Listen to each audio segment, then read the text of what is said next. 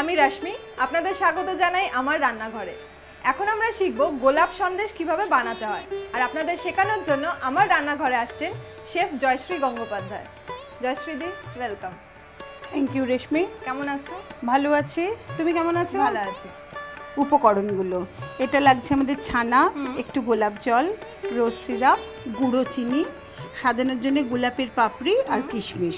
আর এরকম কাপ না বাজারে কিনতে পাওয়া যায়। আচ্ছা, এগুলো যদি আমরা ঘরে রাখি, এরকম টুকটাক যখন খাবার করব এগুলো দিলে আরো সুন্দর লাগবে, দেখতে সুন্দর লাগবে। আচ্ছা, কি দেবো তোমাকে আগে? এবার দেবে তুমি আমাকে একটা ডিশ, আমি ছানাটা খুব ভালো করে মাখবো।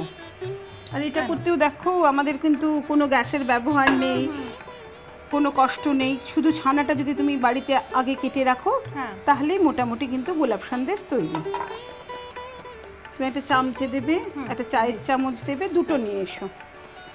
চিনি দেবো? চিনি দেবে, এর মধ্যে তুমি আগে চিনিটা দাও। চিনি মোটামুটি যা আছে তাই দিয়ে দেবে আর কি। পুরোটা দিয়ে দেবো? চিনিটা আমরা গুঁড়ো করে এনেছি যাতে খুব তাড়াতাড়ি মিশে যায়। তারপরে এটা আমরা খুব ভালো করে আলতো হাতে মসৃণ করে মেখে নেব।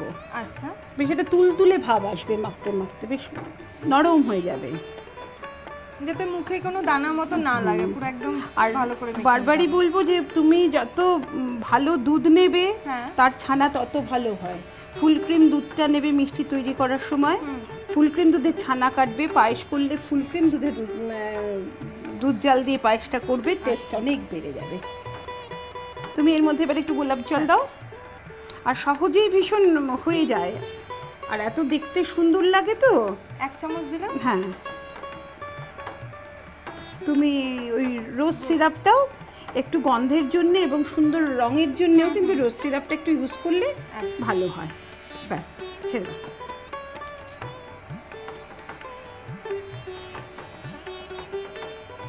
এইটা এবার আস্তে আস্তে ভালো করে, যাতে তুমি একটু সাদা না থাকে সেইভাবে আমরা মেখে নেব।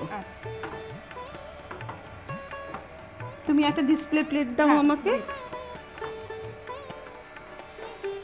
তুমি যখন অবসর পেলে, ধরো কখনো যখন অবসর আসলো, তখন তোমার কিন্তু তুমি একটু যদি গুঁড়ো চিনি করেও রাখো, কোনো ঝামেলা হবে না।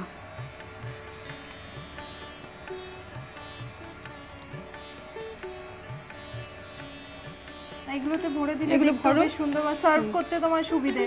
এরকম ছোট পাওয়া যায়, বড় পাওয়া যায়, যেরকম ইচ্ছে আর কি।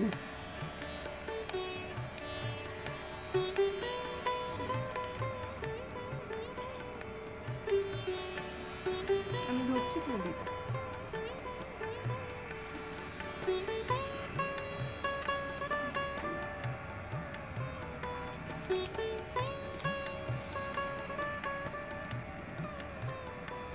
ওর উপরে একটা করে গোলাপের হালকা রং এসে গেছে, ওই জন্যই তো গোলাপ সন্দেশ। তুমি ফ্লেভারটাও গোলাপের পাবে। এটা কি একটু কম হয়েছে? দিয়ে দাও, একটু দিয়ে দিই। তারপরে হাতটা ধুয়ে আর একটু সাজিয়ে নিই। আচ্ছা,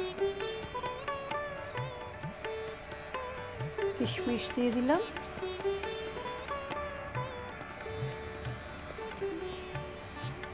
গোলাপের পাপড়িগুলো দেবে, এগুলো দিয়ে সাজিয়ে দেব।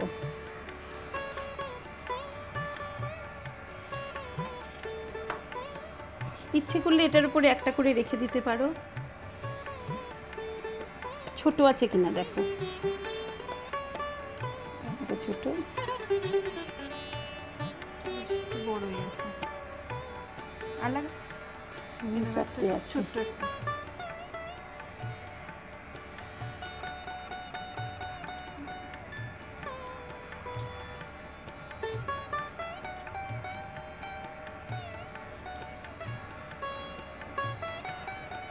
খুব সুন্দর দেখতে লাগছে।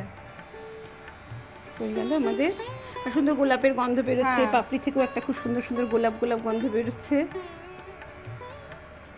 কোনো উৎসবের দিনে বা ধরো এমনিও তো ভালো লাগে, বাড়িতে ধরো কেউ এলো, সুন্দর করে সাজিয়ে দিলে,